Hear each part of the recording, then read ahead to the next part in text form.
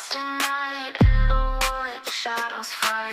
Arms take gold, can't take flight. Power's gone, nothing's right. Cauldron cold, no more fire. Potions fail, dreams expire. Spirits whisper, call me liar. In the dark, lost desire. Purchase cry, echo loud. Through the fog, through the shroud. Mystic force, once so proud, now just whispers in the crowd.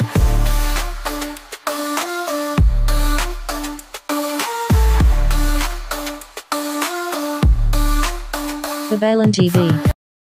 Hello Sagittarius, welcome po sa inyong reading. So this is your February the 8th to February the 14th bonus reading. So you know the drill when it's bonus, so hindi po siya late para po sa mga bago, no? Meron na po tayong February the 8th to February the 14th reading. That's for a week. Maganda lang yung response, so we have an update. Ayan. Also, for those of you who's new to the channel, don't forget to click the subscribe button, smash the like button, comment below kung kayo po yung nakaka-resonate, and hit the notification bell. Kung gusto nyo pong sumali sa ating live sessions, dun po yan sa ating kabilang channel, that is Babaylan TV. No, yan po ang ating unang channel catered for our international audience. So nagla-live po tayo doon. Pwede kayong magtanong. Kung hindi po kayo makaresonate dito, may ibang readings po doon for February the 8th to February the 14th reading. Baka doon naman kayo makaresonate. Ayan. I want you to know that this is a general reading.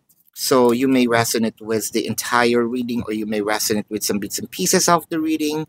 Take what's only yours. Magsimula na tayo. So parang sinasabi dito, bakit tayo hindi naman takot? Bakit ayaw nating gawin itong mga bagay na parang sinasabi ng puso natin, no? Sabihin itong bagay na ibinubulong ng ating damdamin, no? Gawin ang mga bagay na passionate tayo, no? Dahil ba ito sa may masasaktan tayong tao? Dahil ba ito sa may magagalit sa atin, no? For example, when it comes to friendship, no? Baka meron tayong gustong isang gawin na bagay, pero pag ginawa mo yon, baka masaktan mo yung friendship mo. Let's say sa business, baka kasi ang business ng friendship mo ay pares, no? And then ikaw naman, parang nakikita mo ay okay naman yung business na yon, wala kang maisip na iba. So passion mo rin magpares so far, no? So parang hindi mo kinoconsider yung sarili mong gustong gawin because of the other person. I think what is needed is communication. Naintindihan ko yung sitwasyon mo, no? Kung ganun man yung nangyayari. Kasi out of respect, siguro din, no? Pero ganun talaga sa business, may competition. Siguro kinoconsider mo din yung friendships, no? When it also comes to the family, no? Pwedeng ang isa sa mga dahilan nito kasi kadugo ko, no? Kapag ginawa ko to, masasaktan sila, no? You're considering other people's emotion. When it comes to sa trabaho, siguro ayaw mong gawin ito. Either, kahit gusto mong gawin yan, kung hindi ka naman din, yun siguro mas valid, no? Gusto mong gawin ng isang bagay, pero ayaw mong sabihin na kaya mo dahil siguro walang dagdag na sahod. I think I'll agree to that. Bakit mo naman gagawin kung dagdag trabaho lang yan, di ba? So much better na hayaan na lang. Hindi ko sinasabing magpakatamad, di ba? Pero usually dapat nagtatrabaho tayo ayon sa sahod, di ba? Kasi ang bida-bida ngayon, I mean, this is, you know, in my own perception, because I also worked in a corporate environment, no? Ang bida-bida kasi nagkakaroon ng maraming trabaho. Been there, done that. Naging bida-bida din ako. Ayun, nadagdagan ako ng trabaho. Ang napala ko ay masigabong palakpakan. Diba? Parang is it worth the effort? Mabuti sana kung papamanahan ako. Iba kung sarili mong business yan, aba syempre, no? Ikaw may-ari eh. Or sa inyo yan eh. Pero kung siguro nangangamuhan. I'm not saying na maging tamad kayo ha. Gawin nyo pa rin naman yung tama. Pero dapat, you know, dapat may reciprocations, di ba? Kung siguro nakapag-deal ka ng magandang project, no? Dapat lang na meron kang incentives, no, yung mga ganyan. Pero kung wala naman, eh, gawin mo na lang yung trabaho mo na nararapat. Huwag na magbida-bida. Kung ano yung nasa job description, di ba? Kung sa buhay pag-ibig, ayan tayo. Siguro ito yung may takot. Dito napunta yung takot sa buhay pag-ibig when it comes to romance. Ayaw natin sabihin yung mga bagay dahil baka ma-reject tayo. Baka hindi rin naman ganun ang kanyang iniisip, no? O baka wala kayo sa same page. Baka kung may problema na, lalong lumaki ang problema. Pero the energy here says you have to speak up. You need to try, di ba? Walang masama. What is losing in here is the opportunity of the probable yes. I think that in this situation, medyo pinipigilan natin ang sarili nating kaunlaran, no? In a way. With the Knight of Cups and the Five of Wands, yun nga, parang iniisip natin magkakagulo, magkakaaway, magkakaroon ng hindi pag-uunawaan. Pero baliktad kasi mangyayari with the Six of Wands. I am seeing here the Six of Wands is actually a good news. Like something that you wanted to hear, no? Pero kasi ikaw pinangunahan mo na. So nag-procrastinate ka na or rather nag-overthink with the Knight of Swords. O baka kasi nandun na rin yung puso mo sa isang bagay. Pero yung damdamin mo, I mean yung isip mo sinasabi ay hindi mo pa kaya yan. So that's self-sabotage naman, no? Or baka kasi masyadong madali, masyadong maaga, premature, no, yung gagawin. Sometimes it's okay to doubt yourself. Kaya nga nandito tayo to check the energies of yung nangyayari. Energies of the card, energies of you with the Ace of Wands and the Ten of Swords. Ito yung sinabi nila, no? Ang pinakamayaman daw na lugar sa mundo, hindi ang bangko, no? Hindi ang simbahan, hindi ang pamahalaan, no? Ang pinakamayaman daw na lugar is ang sementeryo. Bakit kamo? Kasi ang dami-daming dreams, mga pangarap na hindi nangyari. Na parang yung ganito, yung pinigilan, hindi man lang tirinay, kasama nilang nilubog sa hukay. So the passion, no, siguro makikita natin dito yung Ace of Wands and the Ten of Swords. Makikita natin dito yung unti-unting pagkalawang, no? Kung meron man tayong mga sabihin natin ditong talent, no? Panghabang buhay ang talent, pero kapag hindi mo ginagamit, kinakalawang, 'di ba? Let's say pagsasayaw, nandiyan na yan sa'yo, 'di ba? Pero kung walang proper practice, madali ka nang hingalin, hindi mo na kaya yung mga moves, hindi ka na ganun ka-flexible, no? Speaking from my own experience, dancer ako dati, no? So, kayang-kaya nating sumayaw. But when I'm trying to do some steps from the TikTok, no? Ayan, medyo nahihirapan na the countings, no? Kasi nga, kumbaga, na kinakalawang. Baka hindi kasi din nagagamit frequently with the Six of Swords. Ito naman kasi yung okay siya, no? If you're gonna try. Six of Swords signifies going into a calmer water, no? So ibig sabihin, kung yung iniisip mong pagsabog, kung iniisip mong kaguluhan, yung iniisip mong hindi mangyayari, actually, sabihin natin merong kaunting challenges pero hindi ganun kalala. Actually, this is smooth sailing, no? Journey. So parang okay lang yun, no?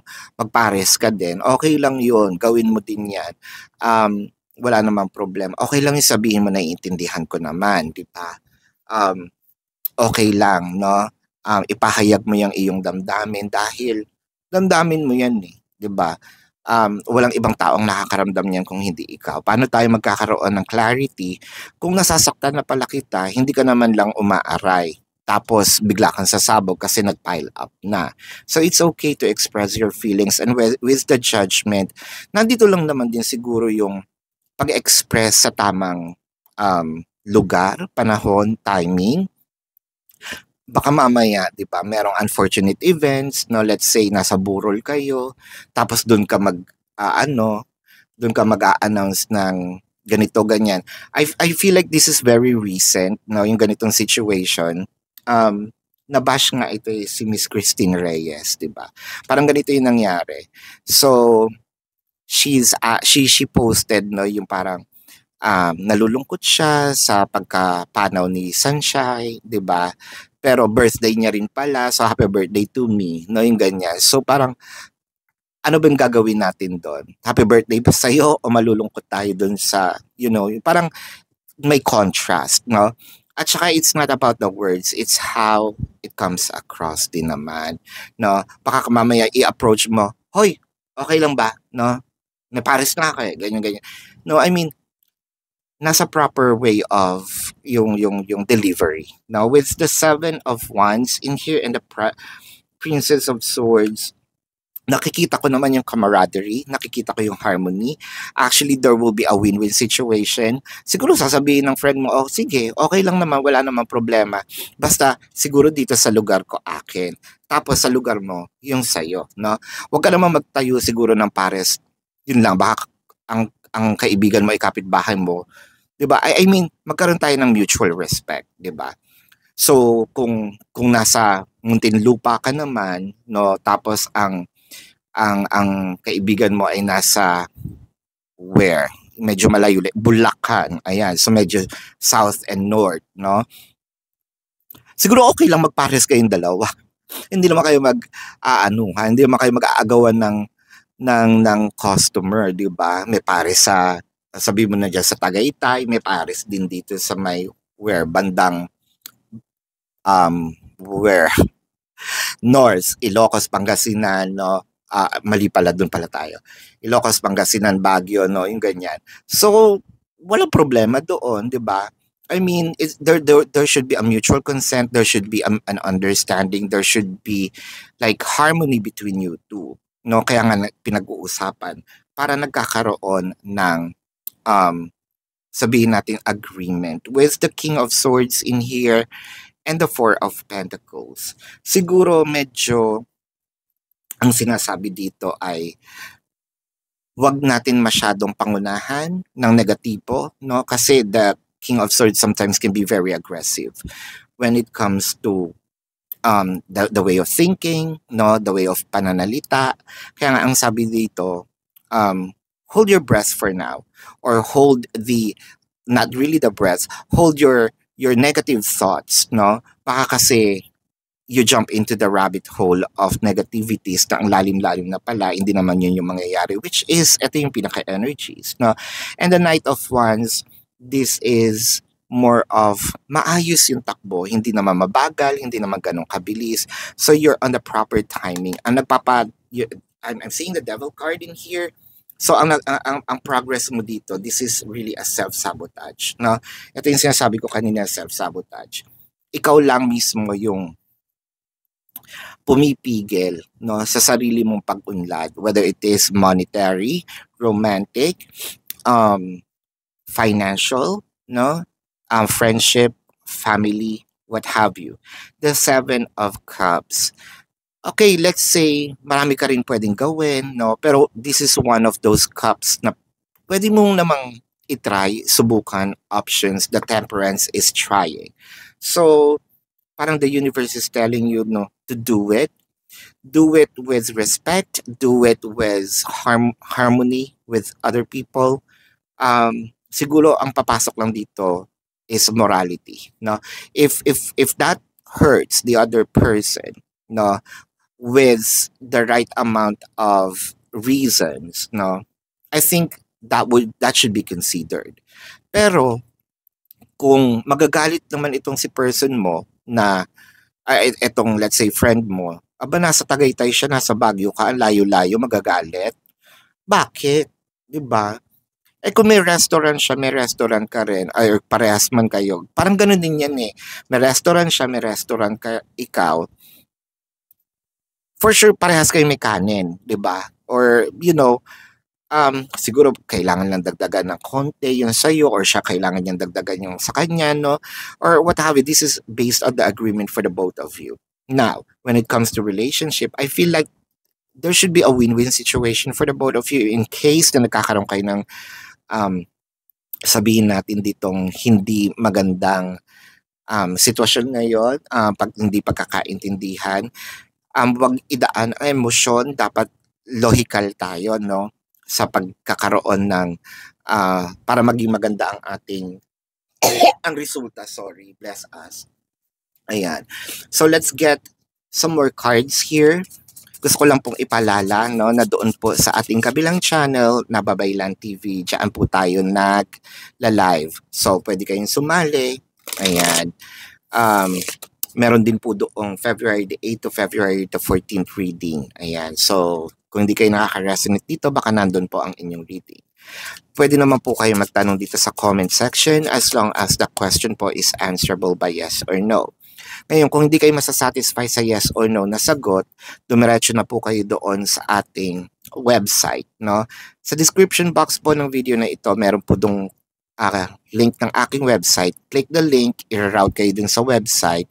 Nandun po yung amount per question. Ayan, yung sinabi ko na agad kasi baka nakakaligtaan nyo na excite. Ang dami ko na nakukuhang questions pero nakakalimutan naman yung payment, no?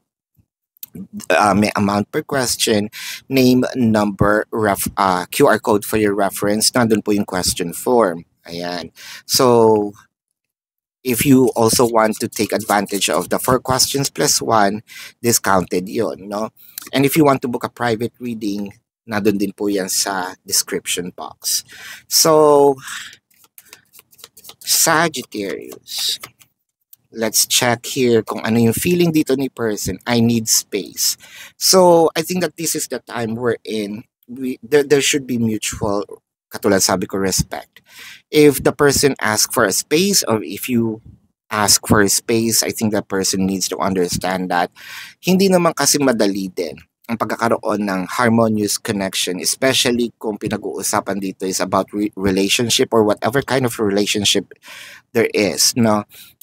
Kailangang pag-isipang mabuti, no? Umupo ng mahabang oras, itulog muna, no? And make a final decision. Hindi ito bibili lang ng candy tapos pwedeng para itong no return no exchange policy, no? So, kailangan ng mahabang panahon and we need to also accept if in case our person, no, will ask for a space. So, let's get a message from the universe. Focus on your mindset on what you can control instead of what you can't. The world is your oyster. Elevate your thought process so that you can attract abundance into your life. You are what you believe. So ito nga yung sinasabi ko kanina, no? Dapat malawak ang ating pag-iisip, no? Ang mundo ay ikaw ang lilikha, no, ng iyong sarili mong mundo, ng iyong sarili mong experience, whether it is kung gusto mo manatiling somehow, no, less fortunate or maging abundant. It depends upon how you also feel. Ngayon, kasi nagkakaroon tayo ng thought process. Minsan, kaya nga ang sinabi dito, bawal daw sabihin yung, ay wala akong pera. No, hindi yon dapat ang sinasabi. Dapat, kung kulang, may pera ko kasi hindi pa sapat. No? Yung mga ganun ang dapat sinasabi. You are what you believe. Kaya pag sinabi din dito, ay, naku, masakit yung ganito ko, ay, parang may sakit ako. Magkakasakit ka nga niya. No? So this is your reading. Let's check the zodiac sign of your person. Now, this can be their sun sign or a placement in their chart. I am seeing Capricorn, Pisces, Sagittarius, Taurus, Leo,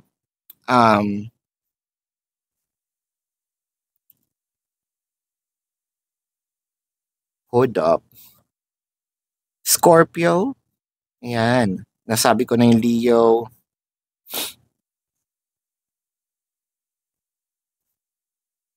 Yan, so that is your reading. Love and light to you. Namaste. See you po sa susunod na reading or susunod na live. Goodbye. You want the best.